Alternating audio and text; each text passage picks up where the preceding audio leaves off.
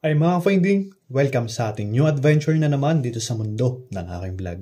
So ikaw ba ay isang skilled worker na naghahanap ng trabaho or mapapasukan at gusto mag-abroad? So ito mga finding, yung vlog natin for today ay isi-share ko lalong-lalo na dun sa mga kababayan ko dyan sa Pilipinas or sa ibang bansa or nasa Saudi, nasa Dubai at gusto magtrabaho sa Europe. So ano ba yung mga kailangan natin gawin?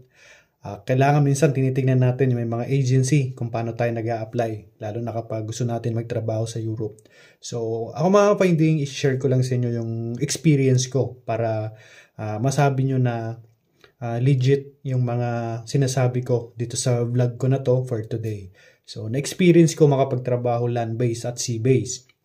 Nag-work ako before sa cruise ship at na-experience ko yung buhay ng isang marino bilang isang chef sa barko ay talagang hindi madali. At kulang ako sa pahinga at mas marami akong time sa trabaho kaysa sa pamilya ko.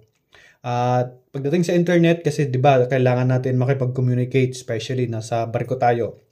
Mahirap kasi kailangan mong bumili ng internet at medyo mahal at hindi siya libre. At kapag nasa port, pwede kang mag-internet kasi may mga free wifi, so pwede mong gamitin. Pero na-experience ko yung buhay na yon at hindi siya madali. So that's why nag-decide ako na hindi na bumalik sa cruise ship after ng contract ko. At nag-decide ako mag-land-based. So nag-apply ako sa mga agency sa Pilipinas. So pinalad naman ako at ngayon ay nandito na nga ako sa Europe. At gusto ko yung i-share sa inyo na kahit saan kayo nagtatrabaho ngayon at kapag gusto ninyo makapag land-based ay meron laging paraan kapag gugustuhin natin. Tama? So, yan. So, ang i-share ko sa inyo mga finding ay paano kayo mag-a-apply sa land-based, especially sa Europe. So, nowadays, ang daming hiring mga finding dito sa Europe, particularly or specifically dito sa Austria. Ang daming hiring dito mga finding. Sa Hungary, sa Poland, sa Czech Republic, sa Croatia, sa Slovakia, at marami pang part ng Europe na nangangailangan sila. Sa UK, kailangan din nila doon. Sa ano ba? Sa Germany, sa Denmark. So, ang dami mga findings. So, pag sinabing Europe, wow, ma-amaze ka kasi maganda yung Europe eh. Ako, especially ako, na-experience ko. That's why may karapatan ako mag-share kung ano yung na-experience ko sa Europe. Kasi after ko dito mag-travel is after ng trabaho ko dito kasi vacation na eh, close na kami kasi summertime lang. So, pa-winter na dito. So, sobrang lamig na sa labas. So, nag-negative to na nga eh, nag-i-snow na. So, gusto kong i-advise sa inyo mga kapinding kapag kayo ay mag-a-apply dito sa Europe, ay maghanap kayo ng mga legit na agency dyan sa Pilipinas. So, marami dyan. Maraming mga agency na nangangailangan ngayon. So, actually, nabalita nga dyan sa news, dyan sa local news natin sa Pilipinas na hiring talaga ngayon sa Europe. Especially dun sa mga na-mention ko, like yan dito sa Austria, sa Italy, meron din mga hiring, sa Croatia, sa Germany, sa Denmark, sa UK, sa Croatia, sa Slovenia, sa Hungary, sa Budapest, yan. So, Hungary, Budapest, pareho lang yon. Sa Czech Republic, sa Slovakia. So, yan mga findings. So, ano ba yung mga kailangan nila dito? Na mga skills worker na ang kailangan nila dito. So, mga kailangan dito mga findings, mga driver. Kung isa kang skilled worker na marunong ka mag-drive at experience ka na, ay huwag mong hahayaan na makawala yung opportunity na to. So, mga housekeeper, yan, yung mga housekeeper natin na masisipag ay kailangan din yan dito sa Europe. Mga nursing natin, mga nurses natin, kailangan yan dito sa Europe. Ano pa ba?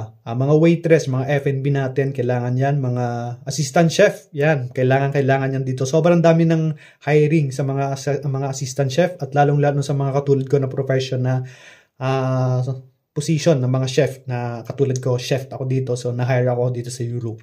So ikaw kung marunong ka magluto, may skills ka, factory worker, yan sa Budapest, madami diyan, sa Hungary, sa Czech Republic, sa Slovakia, Tapos mayroon pang mga mga mushroom pickers. Yan, yung mga nagkukuha ng mga mushroom tapos sa farm, ang laki din ng sahod niyan mga finding. At mayroon pang mga farmers na hinahanap sila dito at yung mga sa poultry, yung mga nag-aano ng chicken, tapos yung mga nag-aalaga ng baboy or nag-aalaga ng mga baka, kailangan din nila yan dito mga finding. So mga farmers natin is in demand din dito sa Europe.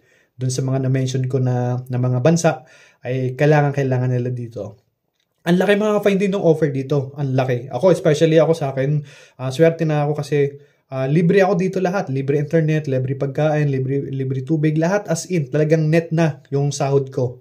Tapos dito mga finding sa Europe, ang sasweldo mo dito is hindi dollar, kundi euro.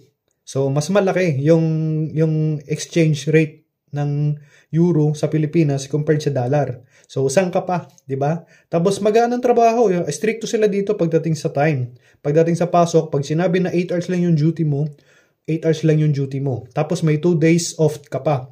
So, kailangan masunod yon ng mga employer mo. Kung hindi, magbabayad sila ng extra bayad sa'yo. Like for example, overtime kapag sumobra ka na doon sa 8 hours na yon.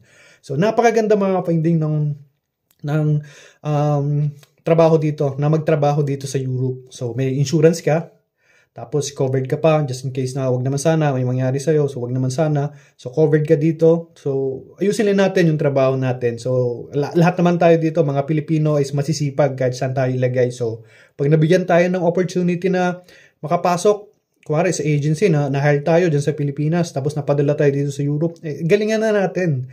Pakita na natin yung best of the best natin na deserve natin na tayo yung nakapasok doon sa pwesto na yon. Kasi sa Pilipinas, aminin natin, sobrang hirap ng buhay. So, sa bilihin pa lang, umaaray na tayo. So, yung pamasahe, ang taas na rin ng gas. So, talagang sobrang hirap. So, dito mga finding, yung mga trains nila dito, yung mga bus nila dito, kung dito ka naka-base, tapos sumasahod ka na, masasabi mo siya mura. Pero syempre hindi mo siya mako-compare dyan sa Pilipinas tsaka dito yung cost of living. Kasi yung cost of living naman dito sa Europe is mataas din.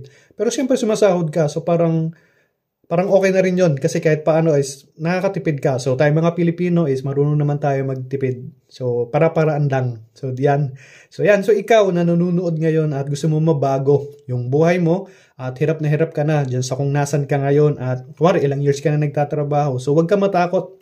Huwag ka matakot mag-explore at naghanap ka ng mga agency dyan sa Pilipinas na ang dami-dami ngayon. Sinasabi ko sa inyo mga finding, ang dami-daming hiring ngayon dyan ng mga agency na pinapadala nila dito. So ang dami kong kilala na binigay ko sa kanila yung agency kung saan sila nag-a-apply or mag-a-apply. Nagpidos na sila. Nag-medical na yung iba, tapos yung the rest nandito na nga eh. So, na-explore na nila at na-experience na nila yung snow, yung lamig, yung ano ng weather, kung kumusta yung weather dito, na-experience na nila yung weather dito sa Europe. So kung ikaw ay nangangarap na mabago din yung buhay mo at makapag-explore ka dito sa Europe at possibly na in the future kapag tumagal ka dito, like 5 years or 4 years, 5 years, madala mo yung family mo or mag-roots ka na dito sa Europe ay depende yun sa iyo. Pero syempre, lagi natin tatandaan na once na nabigyan na tayo ng chance, galingan na natin. Kasi andun na tayo eh. So nandun na tayo dun sa point na kailangan na natin mag-perform at galingan natin para magustuhan tayo ng mga employer natin. So yan mga finding yung experience na sinasabi ko sa inyo is na-experience ko talaga yan dito. So that's why gusto ko mag-stay dito sa Europe. So ikaw na nanonood ngayon ay alam ko nangangarap ka rin na mabago yung buhay mo. So dyan sa Pilipinas mga finding, maraming agency dyan na pwede nyong applyan. At may mga alam akong agency na pwede nyong lapitan at pwede nyong applyan. So yung mga agency na sasabihin ko sa inyo ay, yung agency na i-share ko sa inyo is, yung iba dito ay may mga placement fee, may mga bayad. At kung sisingilin ka ng bayad or yung placement fee, sisingilin ka dito as dapat, hindi dapat siya lalagpas doon sa isang buwan na sahod mo. Kapag yung singil sa'yo, doon sa agency ng placement fee mo, is more than doon sa sweldo ng isang buwan mo, red flag yan mga finding. So, wag kayo papayag. So, kailangan ang pipirmahan mo kontrata, yung sweldo mo as housekeeper. Di ko lang sure kung magkano yung sweldo ng housekeeper. So, more or less 40,000 to 50,000 peso na yan peso. Tapos kapag sinabi ng agency na okay, yung placement fee mo is around 70k. Pero yung sahod mo sa isang buwan, 50k lang or 40k. So, teka lang. red flag yan. So kailangan kung magkano yung pipirman mo sa kontrata mo sa isang buwan, like for example 40k, so dapat hanggang dun lang yung magiging placement fee mo para doon sa agency na yon. So kapag sumobra dyan, red flag na. So yan yung advice ko sa inyo mga ka-finding para hindi kayo maloko ng ibang agency. So yung mga agency na i-share ko sa inyo ay legit naman to at marami silang natulungan at nabago na nabuhay ng mga kababayan natin dyan sa Pilipinas. At ngayon ay unti-unti na nakapag-ipon, nakapag-invest na sila ng mga properties nila dyan sa Pilipinas at yung iba nga nadadala na nila yung family nila dito sa Europe at na-explore nila at nagkaroon na rin sila ng magandang buhay especially dun sa mga anak nila. So syempre pag nasa Europe ka na, maganda yung education system dito. Maganda yung facilities in terms of medical. So, libre yon. Kasi nagtatrabaho ka dito eh. So, hindi ko naman inaano yung Pilipinas pero iba pa rin dito sa Europe. So, maganda yung mga ka-finding mag-stay dito sa Europe at magtrabaho. So, ikaw na nanonood sa vlog ko na to at kung gusto mo mag-apply ay pwede mo kang message sa aking Facebook account, Finding Maro. Finding Maro, message nyo lang ako at i-replyan ko kayo at ibibigay ko sa inyo yung mga manning agency dyan sa Pilipinas na nagpapadala dun sa mga skilled worker natin na kapag ikaw ay driver, farmers, housekeeper, F&B or waitress or waiter, assistant chef, or kung ano pa yung skills mo, huwag kayong matakot. Sumabay dun sa alon ng buhay at apply lang ng apply. So, i-share ko sa inyo mga ka-finding, i-message nyo lang ako sa aking Facebook page, Finding Maro, at isisend ko sa inyo yung mga legit na agency dyan sa Pilipinas na pwede ninyong applyan para makapunta kayo dito sa kung saan man kayo dadalhin ng kapalaran, like for example dito sa Austria, sa Italy, sa Slovenia, Croatia, sa Hungary, sa Czech Republic, sa UK o kaya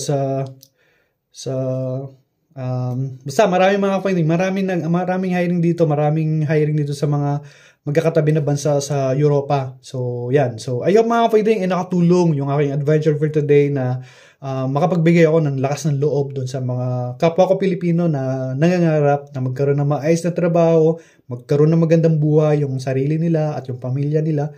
Message nyo mga finding at ibibigay ko sa inyo yung mga legit na mga manning agency dyan sa Pilipinas papunta dito sa Europe. So, yun lang mga finding and I hope sana ay nakatulong yung aking adventure for today para dun sa mga nangangarap na mabago yung kanilang buhay at makarating din dito sa Europe at makapagtrabaho at magsimula para sa maayos na bukas. Yun lang mga finding. Bye-bye!